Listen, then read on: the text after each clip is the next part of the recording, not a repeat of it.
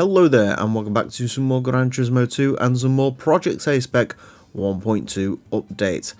Previously I've shown you the world map of 1.2, but today I'm going to be showing you every new car that is featured in 1.2 and every car that has had a change in 1.2. And to give you an idea of how many cars have been added and changed from the previous updates, my garage is full. I literally have 100 cars in my garage, so this is going to take a while to go through. Now, just for a bit of clarity, I did previously do a video in July where I went through a bunch of the new cars that were added at that point in July. I think that was over 50 cars, so the way this video is going to work is I'm going to go through all the new cars that I have yet to cover on this channel. Then I'm going to quickly go through the stuff that I had previously covered in that video, and then I've got the cars that have had like updates, new race mods, remodeling, stuff like that. So that's sort of the plan. I'm going to sort of prioritize this in a way that you sort of have seen the previous video that I did on this back in July, but I am going to cover everything. So this is every single car that is in Project A-Spec 1.2 that is new or different from how it is in 1.1.1. But anyways, we will begin where all people should begin, with Alpines.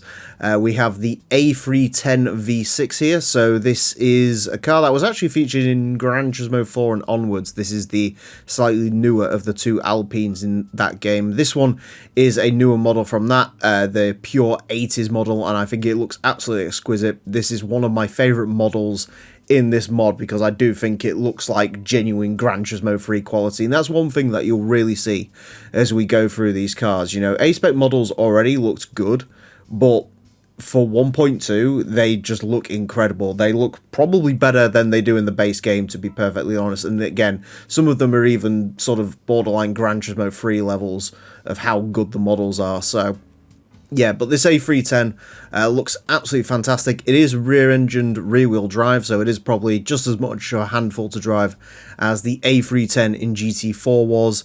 This is 1982 model, 147 horsepower, 1,040 kilos, but a very awesome car. But if you want something a little bit more modern, they also have the Alpine GTA V6 Turbo.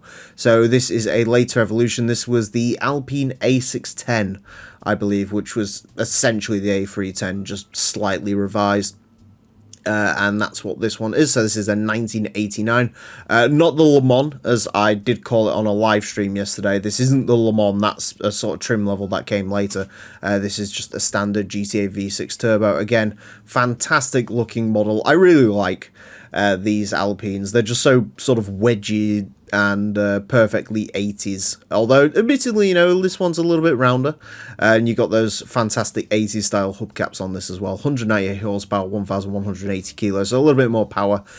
These are quite expensive, as they should be, because they are Alpines, but you know, I think it's worth it because these things are very interesting, and perhaps the closest that you can currently get to driving a 911 outside of the GT300 car and the roofs. Next up, we have got the Aston Martin DB7 Vantage V12, which I did cover previously, and that's not why we're here, although we are just going to look at it quickly because we do love the DB7. But one new car that is here is the Volante version of it. So you got the DB7 Vantage Volante with the drop top, which does look very cool, as it does in the base game. And yeah, it's just the V12 version of the DB7, but this time you can get it in a drop top mode, which is very cool.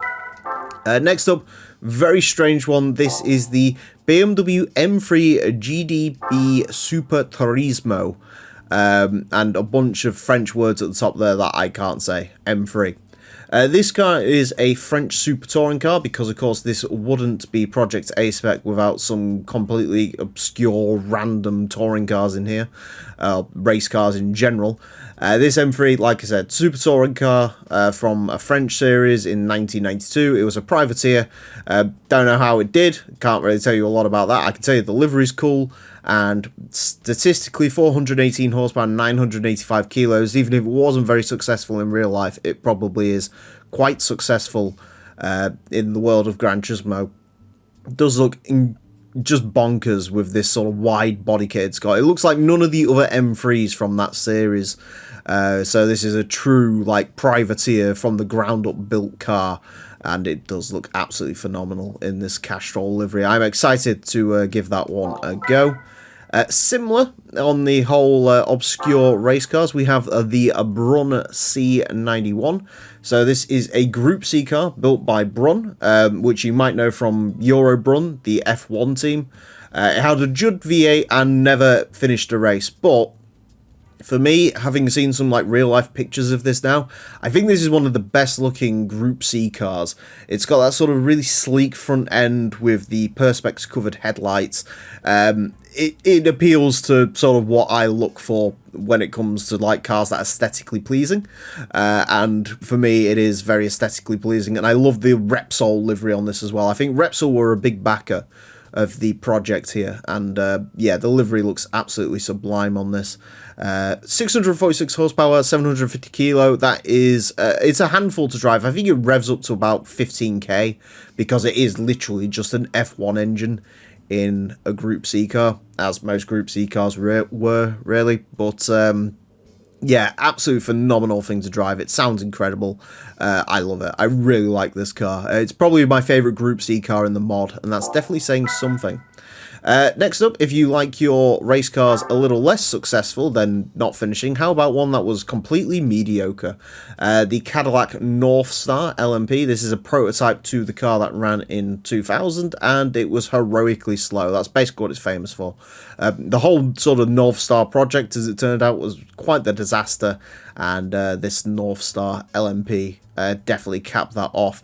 It does show you some of the sort of styling that would later go on to be seen in like the CTS and later Cadillacs as well, the Escalade, stuff like that. Sort of that more wedgy, squared off styling, but even still, it's yeah, heroically slow, not particularly great. I'd imagine because the guys behind Project A-Spec really do put attention to detail, this isn't going to be anywhere near as good as some of the other LMPs that you can drive. And in fact, I have driven this and it wasn't very good. So realistically, you want to go more towards like a Toyota GT1, Nissan R390, or one of the Group C cars. But you could always, if you want to play this game on hard mode, go for the North Star LMP. 581 horsepower, 910 kilos.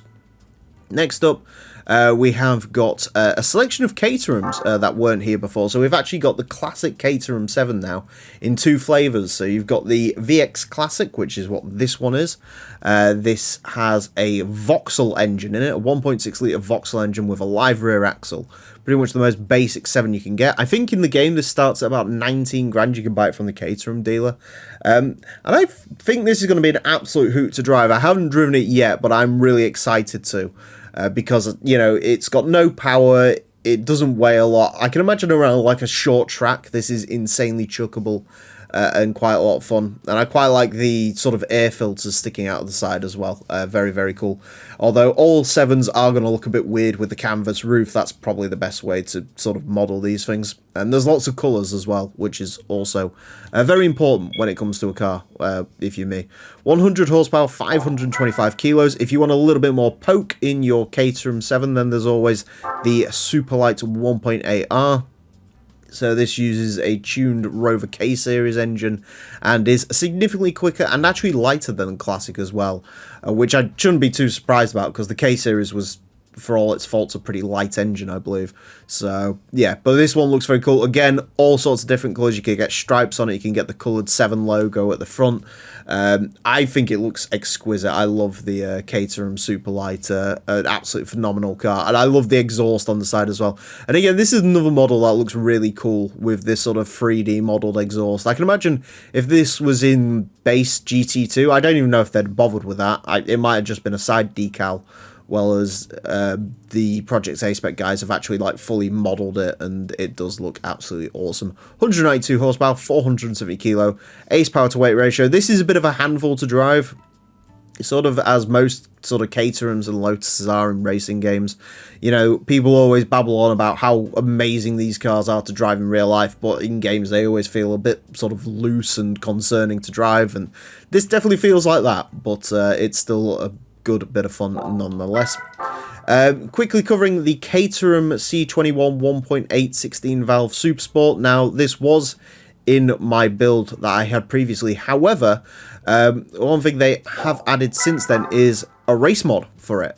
So this is the race mod. I'm not sure what series this raced in, but it is absolutely based on a real car.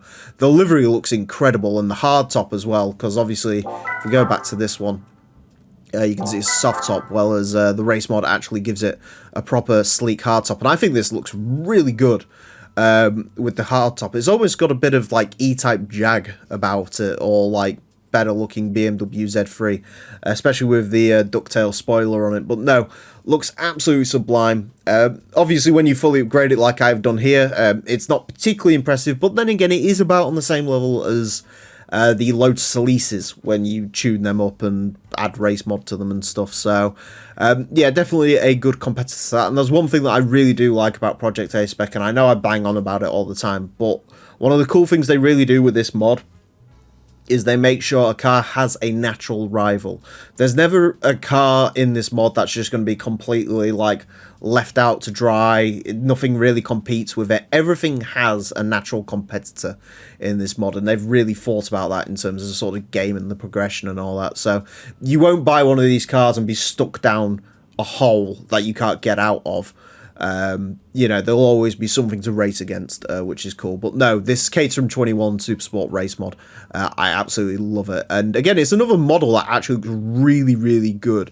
Like all the sponsors are pretty clear on this car. When in GT2, sometimes you do have to sacrifice because you've only got so many, you've only got so much space for the textures, and you've only got so much that you can really do with color palettes and stuff. But this does look absolutely incredible. Next up, one of my favourites. This is the Chevrolet Camaro GT500 Advance Auto Limited. You can buy this from the Chevrolet dealer. This was apparently a privateer GT500 entered Camaro that the Japanese were scared of, and so as a result they restricted the horsepower down to 400 horsepower and added 100 pounds of weight, and as a result it was slow, and it probably would have been slow without all the sort of power nerfing and weight. I think this only raced in like 1 or 2 races and then it sort of went away. But it was piloted by Japanese drivers. I really like the model on this. I think it does look cool. I'm sort of a bit of a sucker for a 4th gen Camaro, and yeah, this one does look very cool. Potentially inspiring the race mod that we see on like the 30th anniversary cars and stuff like that. Although I think this is more based on, I can't remember what race series it was in, but there was racing Camaros, and that's what the race mod is actually inspired by, and then this is sort of a car that was sort of X one of those or something like that. But no, absolutely awesome thing to look at. I can imagine there is a great video. Also, I love the wing mirrors. I've just noticed that it's got, obviously the 4th gen Camaro had those cool aero mirrors like a Vauxhall Vectra did, which was the only cool thing about it. But they've actually had to put like little stubbly race mirrors onto it. That looks amazing. Might have to do a video with this, trying to win the GT500 championship in that. I've done it in the Lancia 037 before, but maybe I can try and do it in the Advance Auto Camaro.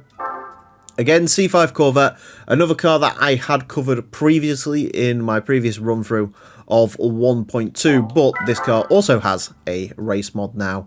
I can't remember what this is based off of, but it's a very obscure car in typical A-Spec fashion. You've got multiple colour schemes. I think it looks really cool in race mod. Obviously, I've gone with this green, black and white one because it's pretty much my channel colours.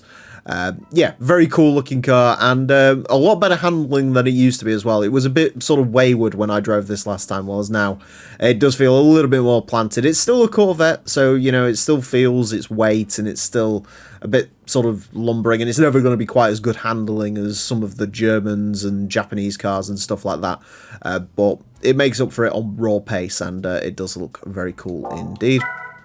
If you like your Corvettes a little bit more racy though, there's always the Corvette C5R. This is the 1999 ALMS spec of this car, which is a very cool livery. Usually you see these in the yellow C5R livery, which I think they used from sort of 2000 onwards, and that's sort of been the main colours of Corvette racing since then. But I love this livery. Obviously, got the good wrench, which we attribute to Dale Earnhardt. I think Dale might have even driven a C5R at some point in this sort of livery just before he died. But no, it looks absolutely incredible. I can't wait to drive that, actually. And that's going to be a good match towards some of the higher power race cars in the game. That would be great for like the US races and stuff like that. There's also, if you like your Corvettes completely mental and not really Corvettes at all, there is this Corvette Speedway Pikes Peak version. So this is a mental thing, as you can see. We was driving this on stream yesterday and had quite a lot of fun in it. So this is a crazy custom-built Pikes Peak car from 1988. It uses a sprint car engine. It's got the transaxle from an Indy car. It is nuts. Again, it's not really a Corvette anymore. You can even see, actually, the sort of sprint car cockpit on this. Like, the bodywork is basically just a cover.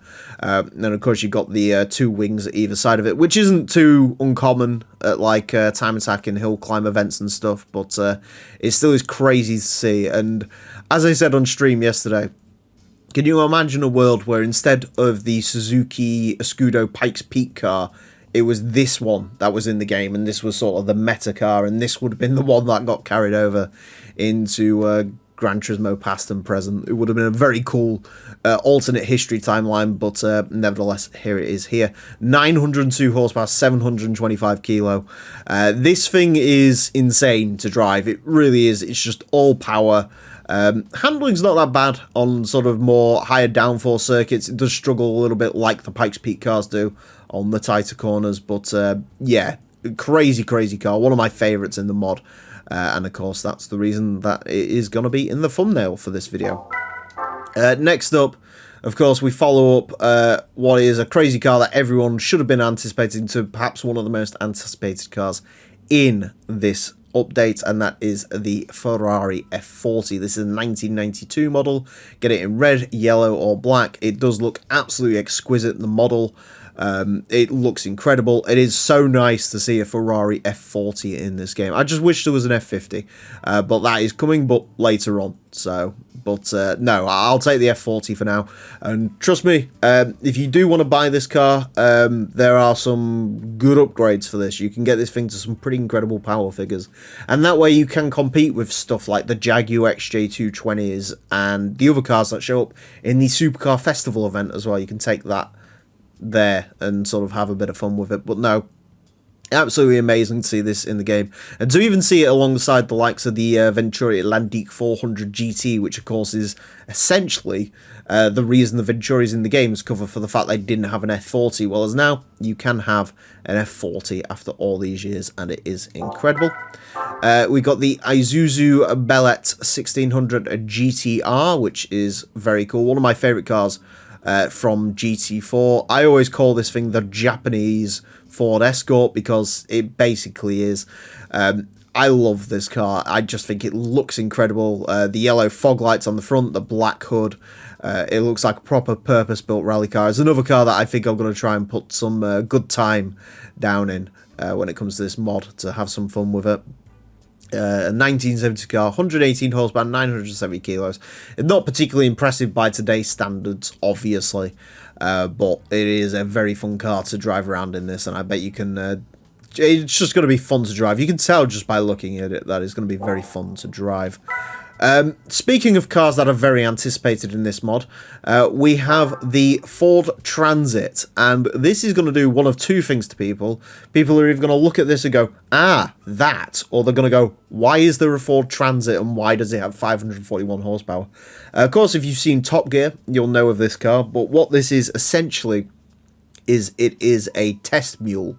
So when Jaguar was sort of figuring out the XJ220 and developing the car, most car manufacturers use test mules. We've seen this. If you look up test mules on Google, you'll see some truly wild contraptions, and the Transit is perhaps the most wild of all. What this is essentially, it is a Ford Transit, but the entire sort of chassis and all that was ripped out and replaced with XJ220. So it's got XJ220 engine, XJ220 drivetrain. It's got the wheels from the XJ220. It's literally an XJ220, but it's in a long-bodied transit van, and it does look absolutely incredible. This is probably, out of all the cars in this update, this one might be my favourite, and I know it's probably going to be everyone else's favourite. I heard someone call it the Twingo of 1.2, and I think that's a pretty accurate assessment. This car is going to see a lot of screen action, and it absolutely should do, because it's incredible. I remember from the moment I saw this, I was like, yeah, I want to drive that. One word of caution, though. Do pay attention to the figures on this. 541 horsepower, 1,870 kilos. It is a heavy car, this. And it definitely does feel like it when you're driving it, but don't let that take away from it. As you can see there, Transit XJ220 Test Mule. That's the full name for this one. Next up, another one that's sort of hotly anticipated, the Sauber C9. Of course, in typical A-Spec fashion, they haven't gone for the silver Sauber that everyone thinks of, the one that was piloted by the likes of Michael Schumacher. No, they've gone for the Kaurus. This was essentially the first team that ran the Sauber C9 from its first year of competition back in 1987. I love this livery. I think it looks absolutely incredible. I know people prefer the silver one because it's iconic and blah, blah, blah. But for me, this looks incredible. It's almost like it's sponsored by Adidas with the stripes on it. It does look very cool. I'm very excited to drive that one around. 710 horsepower, 895 kilos. Again, in typical Group C car fashion. It's going to be very, very quick and instantly a car that goes straight towards the top end of the echelon of Gran Turismo 2 cars. Next up, we have the Renault 21 Turbo Super Turismo. I think I'm saying that right. I'm probably not saying that right. This is another car from the French Super Touring Car Championship. And again, as I was saying with A-Spec, that this competes now with the M3, and this also competes with the Citroen BX that we're going to see in a second as well. It's one of those cars, and I think that's really cool that everything sort of has an ability to compete with something else. This Renault 21 probably is the quickest of all of them because it has 430 horsepower, 1,220 kilos. It looks absolutely incredible. I love this livery. Sort of classic free. It's the black and yellow. You can't really go wrong with a racing Renault that's yellow and black or some way around of those colours. And again, it's four-wheel drive as well, so it should have pretty good traction out of the corners. This was actually the champion in 1988 as well, as a little fun fact from the Super Touring Car Championship, the French Super Touring Car Championship. Super production car, apparently, so whatever that means, but no. Looks very, very cool. I kind of wish we had just the standard normal Renault 21 and the standard normal Citroen BX to sort of duke it out with those as well. But I'll definitely take the racing versions, definitely. And then finally, a little bit of a down note, I guess, but in terms of new content, we will cover this one quickly. In base Project A-Spec, they had the Opel Vectra 2-litre injection 16 valve, which replaced the 2.5 GSI Vectra that was in the Opel dealer because there was no such thing as an Opel Vectra GSI. And so they replaced it with this 2-litre, as was originally intended by Polyphony, and they've gone through and added the Vauxhall version now as well. So you can buy the Vauxhall Vectra GSI, or you can buy this 2-litre version, depending on which one you want to go with, which I think is cool. Adds a bit of sort of symmetry between the two. Obviously, the Vauxhall Vectra, I think this is the one Polyphony wanted to have in the game originally, because in GT2 Plus they have the Vauxhall Vectra 2-litre, but not the Opel Vectra 2-litre. They replaced that with the Vectra i500, but no, very cool car. Nice to see it again, symmetry, and I know a lot of people like this engine and the sort of more normal looking Vectra as well. It's kind of nice to see instead of the big sort of GSI, although the GSI is probably like the only cool Vectra. Speaking of, so that's sort of everything new that has been added since the last time that I took a look at this mod, and all that already looks like a lot of content. However, there's also all the stuff that I have previously covered to go through, and there's over 50 cars here. So we've got the Alpine A110 1600S. This has actually had a remodel since the last time you saw it as well. Again, looks absolutely incredible. I think now, in Gran Turismo 2, Alpine might be the manufacturer with the best looking models overall, because they all look great. The A110 especially looks absolutely incredible. The wheel texture, I assume that's taken from like a real photograph, because it does look like an absolute work of art, the wheel texture. And the rear end of the car looks so much better than it used to as well. Awesome car. 139 horsepower, 635 kilo. You've got the Aston Martin DB7 TWR V12. This was a DB7 that Tom Walkinshaw basically used as his personal daily. It has a Jaguar V12 in it instead of the Aston Martin lump. Incredible car. If you upgrade this as well, little sort of tidbit for you. If you do some upgrades on this car, you could give this thing serious power. Might be very useful for stuff like the wind and stuff. If you don't want to go down the route of using a race car, you could use something like this. Or the F40, because the F40 is also massively quick as well. Very, very cool car. I like it. I like the spotlight the DB7s are getting. And speaking of which, there's also the DB7 GT1. This is a Le Mans car that failed spectacularly because it wasn't quick at all. But now you can buy it. You can actually buy this for 500,000 credits, which you might think is cheap, but again, you haven't driven it yet, because this thing is a handful to drive. They really did make this thing feel like it wasn't quick. Let's put it that way. We've, of course, got the classic Audi Quattro S1 rally car, Group B Legend, 1985, 476 horsepower, 1,090 kilos, comes with the best livery and the best spec for the Quattro in full sort of massive body kit, wings, all that sort of stuff. Does look phenomenal. Good car to drive this. Great sound as well. I believe this used the 5-cylinder sound from the Fiat Coupe, which doesn't get used a lot in this game, but it is an amazing sound. I think it really nails the character of this car. It sounds just absolutely terrific. We've got the Audi R8C and Audi R8R, so this is sort of predecessors to what would become the all-conquering Audi R8. 638 horsepower, 945 kilo for the C, and then 610 and 920 kilo for the R8R. So it's up to you really if you want to get a little bit more power or a little bit more handling. I personally prefer the R8R because it looks like a squashed Audi TT, which I think looks very, very cool. But yeah, that's a cool one.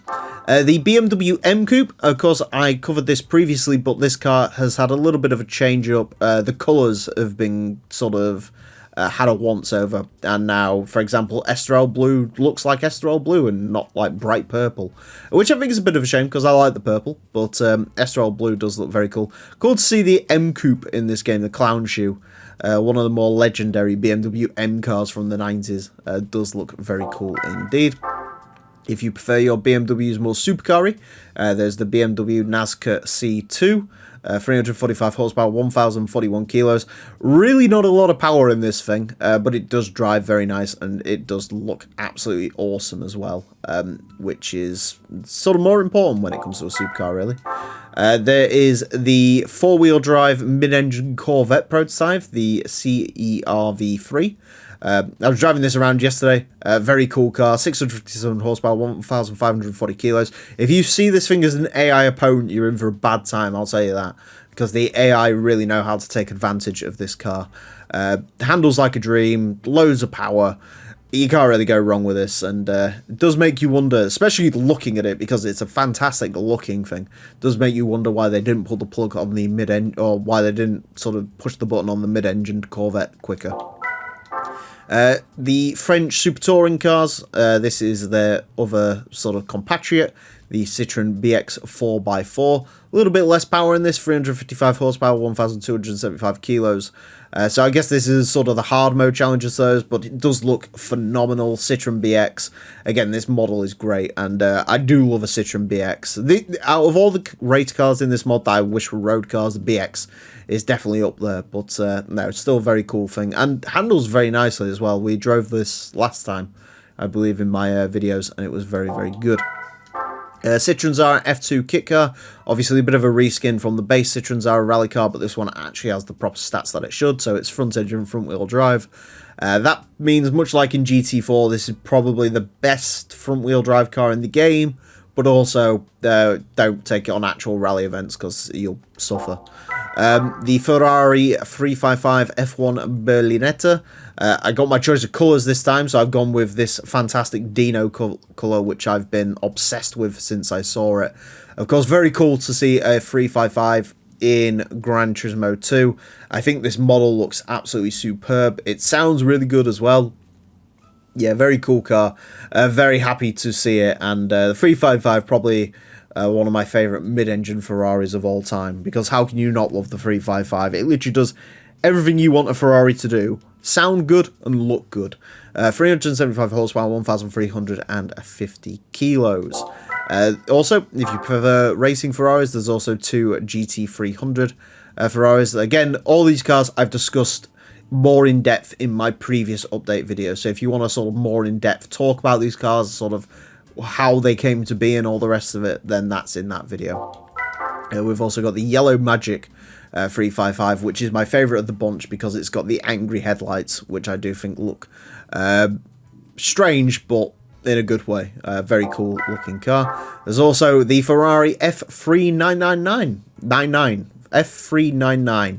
This is, of course, the Ferrari F1 car, and the first of many F1 cars that you're going to see in this mod. That's one of the main sort of talking attractions of 1.2, is the Formula 1 cars. We saw these last time. They now have an actual event that you can go to, the Formula 1 Championship, so we'll definitely be checking that out in the coming days. But this one, of course, piloted by Michael Schumacher until he broke his legs, and then Eddie Irvine and Mika Salo, I think. And then there might have been a smattering of other guys who drove the car as well. But, yeah, very cool. Almost a championship winner.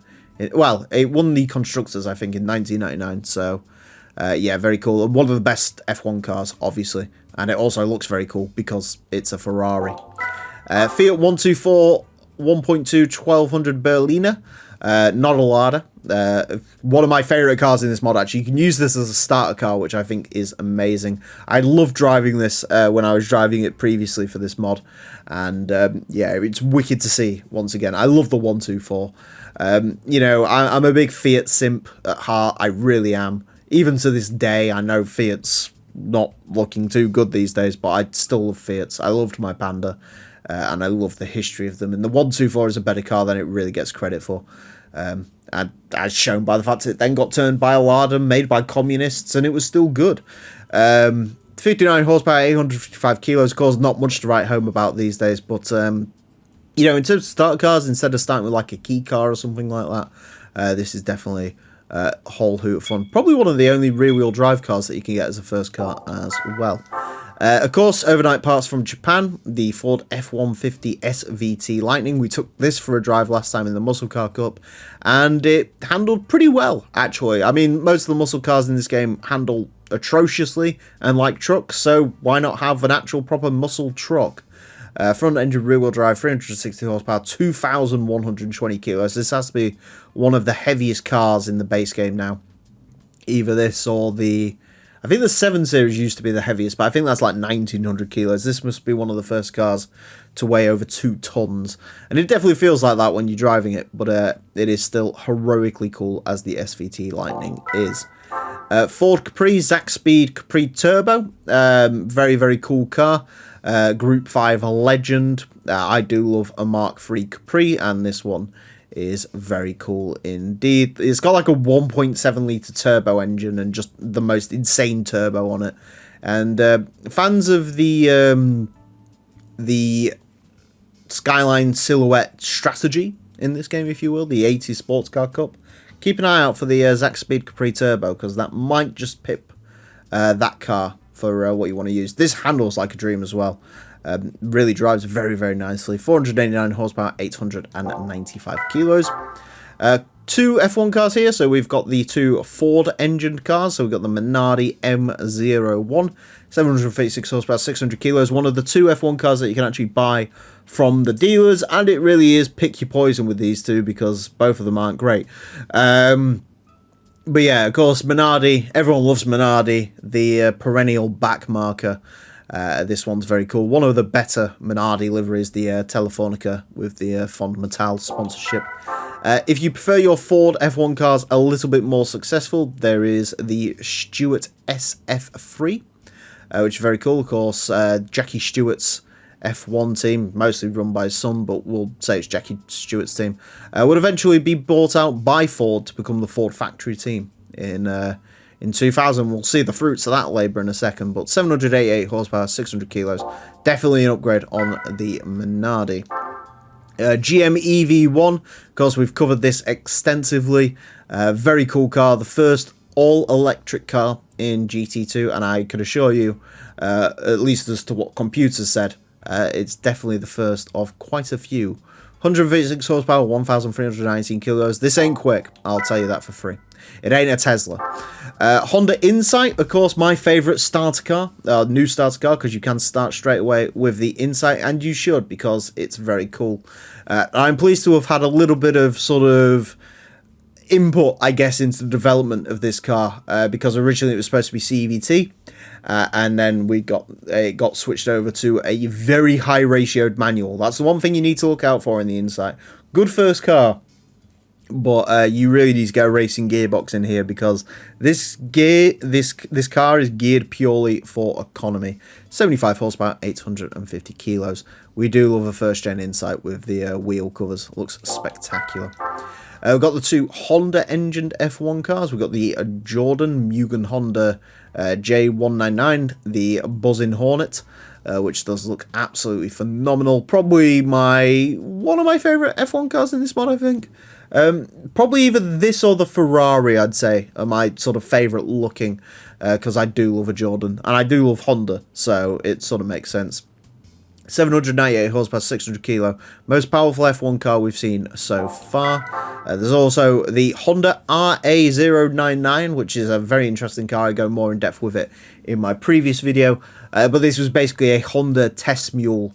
They were evaluating whether to enter F1 or not in 1999. In the end, they decided against it and then joined like 4 years later, because Honda in F1 just is very schizophrenic. But again, so the same power figures and weight figures as the Jordan. I'd imagine these drive more or less the same, but of course there is the novelty of driving a Honda test mule F1 car, which does look very cool indeed.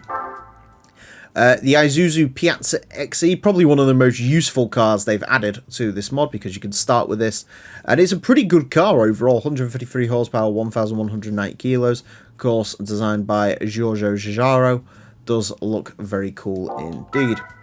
Speaking of the fruits of the Ford ownership of the Stewart F1 team, here is the Jaguar Formula 1 concept car. I didn't realise this existed until 2000, but apparently they did do a bit of a show car in 1999. Of course, what would become the Jaguar F1 team, which was a massive failure, but they did make some of the greatest F1 liveries of all time, and this thing does look absolutely smashing. With the cat on the side of it as well. Very, very cool looking. We've got the Lamborghini Cala. So this has had a bit of a remodel since the last time we featured this. This was essentially a Lamborghini concept car in the mid-90s. They wanted to do sort of like an entry-level supercar. Sort of like the Gallardo would become 10 years after this. But before that, there was the Cala, which is a very cool looking thing. Obviously comes in the fantastic Lamborghini yellow. It is worth noting that this and the Nomad Diablo are the only two Lamborghinis in this mod currently, but there is more to come. And of course, in typical A-Spec fashion, they couldn't start with like something generic like a Diablo. They had to start with this Cala concept car. 394 horsepower, 1,290 kilos. Mid-engine rear drive, though. I was sort of expecting that to be four-wheel drive, but then again, I think I just expect that because of the modern-day Gallardo. We've got the Lancia LC2, so this is Lancia's Group C car. It drives as mental as it looks. It is built purely for speed and nothing else, and it is definitely speed it can do. 702 horsepower, 850 kilos, very cool car indeed. Then we've got the trio of Marcoses. We've got the Marcos LM600 road version, which I think this is powered by a Ford V8, I think. 460 horsepower, 1,107 kilos. Nope, never mind, this is a Chevrolet V8. Let me get that the right way around. And then there's the race car equivalent, so there's the LM600 Evo and the slightly lesser LM600 GT2. I think the Evo costs 100 grand less 100 grand more than the GT2 is, so don't go thinking that it's purely like the Evo is the one that you really want. If you have less cash, then there's the GT2, and it's perfectly serviceable. And I suppose if you don't like colours as much as as I do, you might prefer that livery, because this Evo livery is absolutely wild. There's the low-tech C1000, so we discussed this car in depth. It is a crazy thing. 841 horsepower, 1080 kilos, which tells you pretty much everything you need to know, along with the styling of it, because it is incredibly radical with the light bar and the... It sort of looks like a distressed fish from the front, but yeah, definitely very cool. We've also got the classic West McLaren Mercedes MP414, the car that would win the world title in 1999 in the hands of Mika Hakkinen, although he tried to do everything to throw it away. Awesome looking car, of course, one of the classics. Black, silver and red doesn't sound like it'd make a very interesting livery, but the West livery is very, very iconic. 784 horsepower, 600 kilos. One of the better Formula 1 cars for certain. Ferrari's a little bit nicer handling, but the McLaren is quicker. If you like your F1 cars older, there is the Nissan R383, 618 horsepower, 740 kilos. This thing is rapid and terrifying to drive, as you would expect. There's also the Nissan R90V, because you can't just add a Toyota TS010, you have to add something even more obscure. So this is Nissan's Group C car before they would eventually move on to the R92C, and between the R89C, I think it was as well. So I love the livery on this sort of cabin red and silver livery. I think it looks absolutely fantastic. 796 horsepower, 900 kilos, one of the quickest Group C cars you can get. There's the Opel Astra GSI, another very good starter car, this, because you can buy it as your starter, based on the Mark III Astra, which in my mind is the best generation of Astra. Just looks really cool, especially with that sort of half-skirted rear wheel.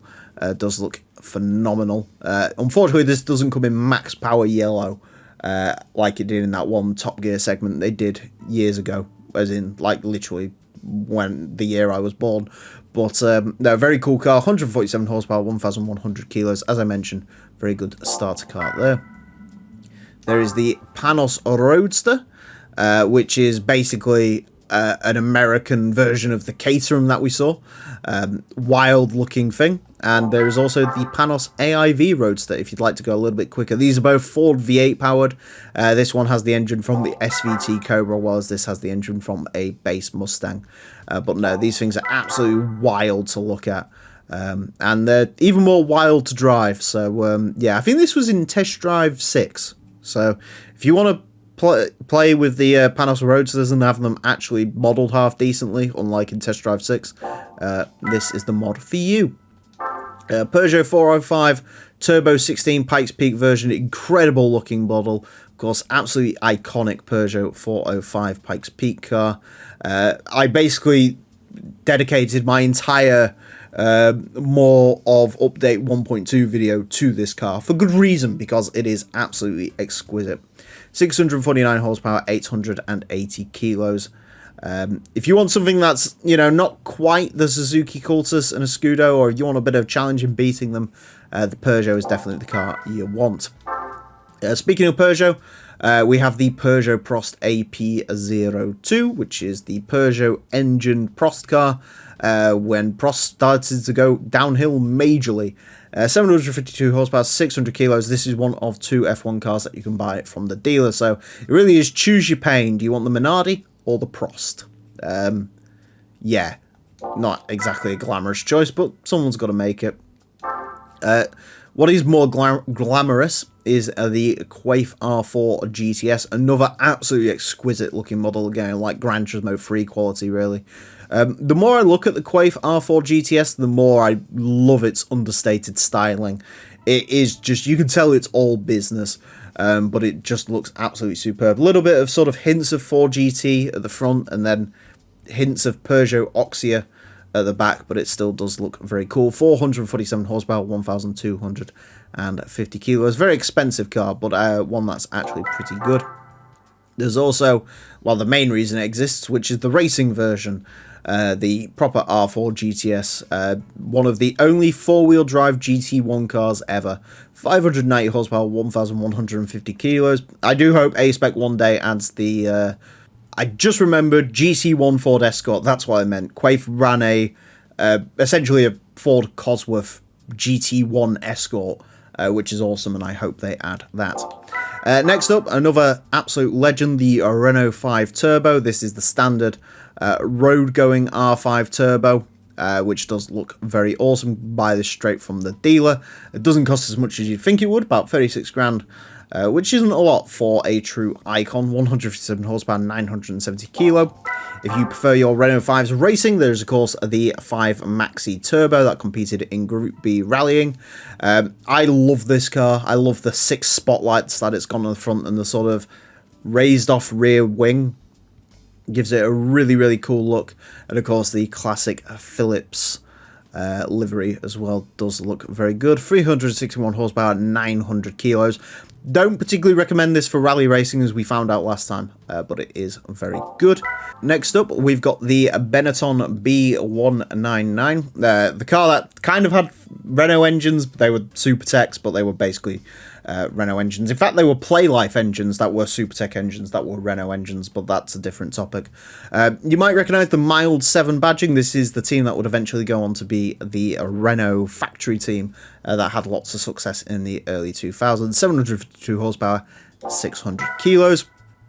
Now, one of my personal favourites in the mod, one of the understated ones, the Subaru Impreza Rally Edition. So this is the classic Impreza rally car that you know from Gran Turismo 1 that had insane amounts of power. I'm very excited to take this around on the Hot Lap Classic. 571 horsepower, 980 kilos. I dare say they've also remodeled it a little bit. I think they've puffed out the arches a little bit more. Definitely a good replacement to what is the pretty pitiful 1997 Impreza rally car that we get in the base game. Of course, there's everyone's favourite starter, the Suzuki Carry panel van. Not much more to say about this one. We said a lot about this when we drove it previously. 39 horsepower, 755 kilos. It might be the car that you all choose as your starter, but trust me, you're in for a world of pain with this. Next up, we've got the Tom's T20 LMS. So this is essentially the road-going version of the Le Mans car that would take on Le Mans in 1995, the Toyota Supra, which didn't do particularly well, but we have got this awesome road car. We can buy this from the Tune Shop, and it's another fun car to play around with upgrades on this one because you can get some crazy turbos. 625 horsepower, 1,320 kilos. Next up, we got the two Vectors. So we got the Vector W2 twin turbo, the original Vector, which is awesome. 600 horsepower, 1,135 kilos. Looks absolutely incredible. You've also got the Vector WX3, which is also very, very cool. 847 horsepower, 1,620 kilos. Unfortunately, you can't do any power modifications to that, but really, do you need any more power in the WX3? I think one of these sold not long ago as well, for very good pricing.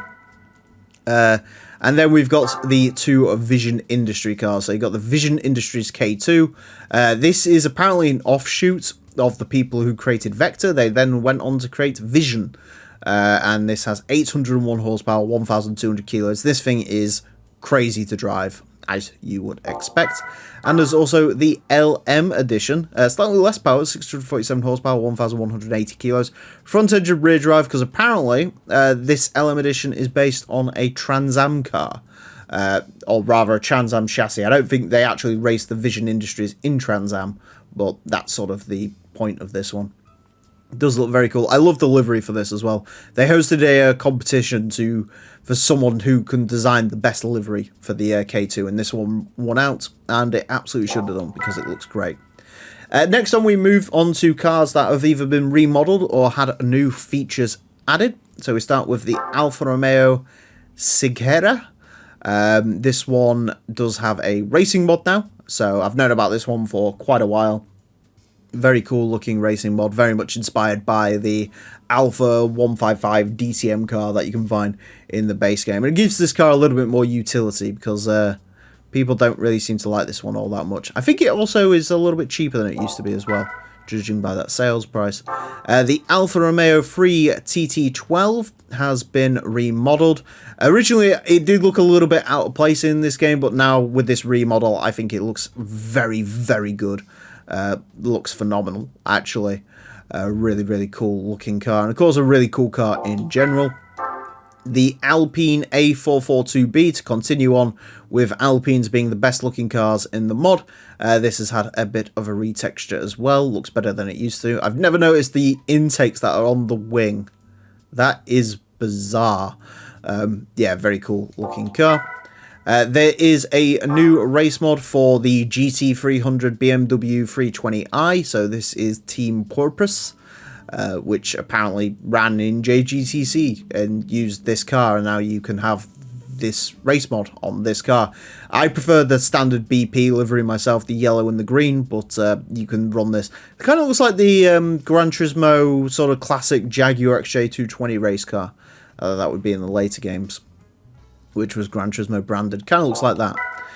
BMW 840Ci LM Edition has been remodeled and also slightly retuned, so it's no longer the crazy 900 horsepower monster it once was, but I bet it's still reasonably competitive. 598 horsepower, 960 kilos. You've also got the choice of white and black colour schemes now. That does look better than it used to, definitely. Camaro LM Edition, I think this is one of the cars that's had one of the most substantial remodels in terms of how it presents in game.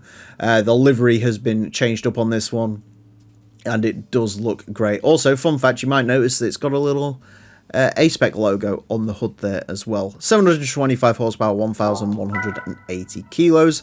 There is a new race mod for the Dodge Viper RT10 based on the actual rent-a-car liveries that raced in Le Mans.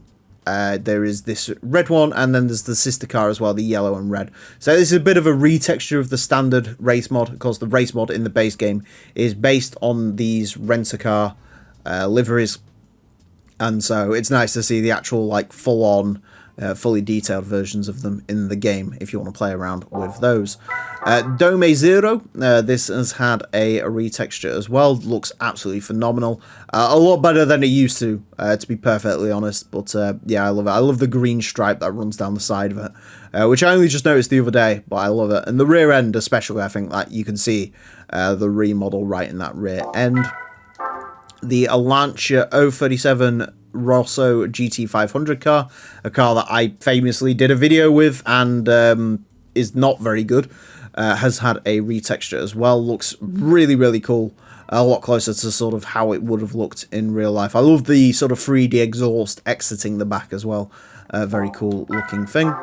The Mazda RX-7 Type RS has had a bit of a change to its race mod in order to look closer to, I believe this was a Super TAIYO car. So it looks like the proper BP car that the race mod is trying to emulate, but sort of does so with less sponsors, was on here. It's been done correctly. Mazda RX-500 has had a retexture. That looks a lot better than it used to. I love the RX-500. It's just sort of a weird bread van looking thing. And the powered up by rotary, it says on the back. There's also some colours as well now. So you've got silver, yellow and green, I think is how I previously presented this. The Mercedes-Benz 190E has had a retexture. You could especially tell that in the back. You can actually see the badging and stuff on it now, which is very cool. Unfortunately, no race mod for this just yet, but I'm sure that will be coming. Yeah, very cool car, the 190E. The Eclipses have had a bit of a remodel as well. So the Eclipse GSX, you can actually see it says Mitsubishi on the back now. But my favourite is the GT, which, again, you can sort of see those side graphics. I love this car. Looks very, very cool, and definitely is a step on to where it was. I think this must be the car that's had the most remodels out of anything in this series, because I swear I've seen at least 4 different models for the Eclipse. Mitsubishi HSR, the sort of main hero car of A-Spec, if you will, has had a bit of a retexture as well. Looks very cool. Still got its active aero though, which does make it definitely a treat. The Mini Cooper has had a retexture.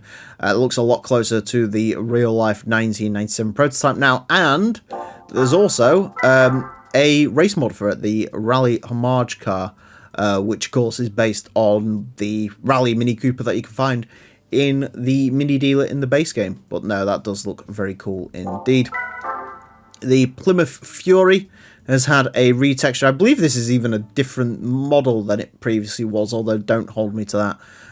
Slightly changed stats as well. 289 horsepower, 1,610 kilos. Looks very cool in this page. Still very menacing, but definitely better than it used to. One of, I think, the best remodels in this new version of 1.2 is this Prowler. Looks amazing. They've redone the colours as well. Prowler purple.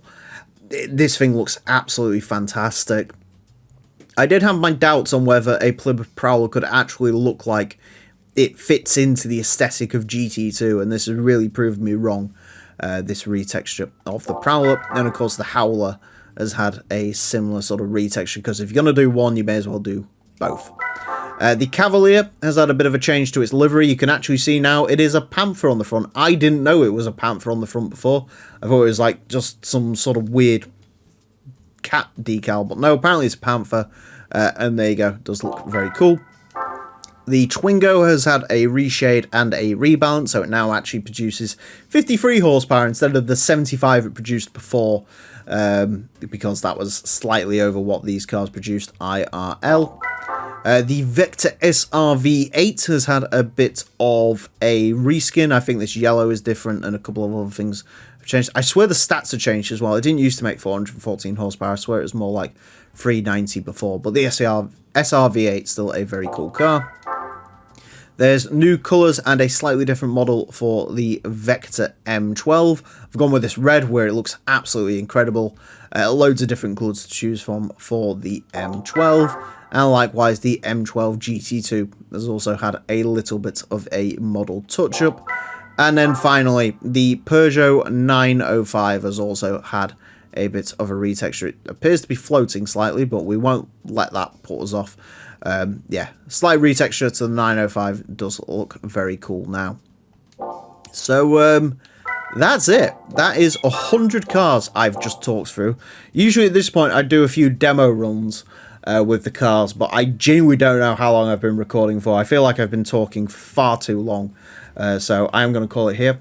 Stay tuned for a preview of the Supercar Festival and the Formula 1 Championship, which is going to be coming up. And if you'd like to see some videos on these cars, please let me know. Preferably if you could group them together, that'd be good. For example, if you want to see all the French Super Touring cars in one video, we can do that. We can start a championship and go through those. If so, any sort of car you want to see down below, let me know. Special thank you, as always, to Komputer and the Project A-Spec team for giving me the chance to do this preview for you. And yeah, that's pretty much it. Stay tuned for more Project A-Spec. And check out the Discord and all the rest of it down below for those guys. But thank you all very much for watching. And until next time, farewell.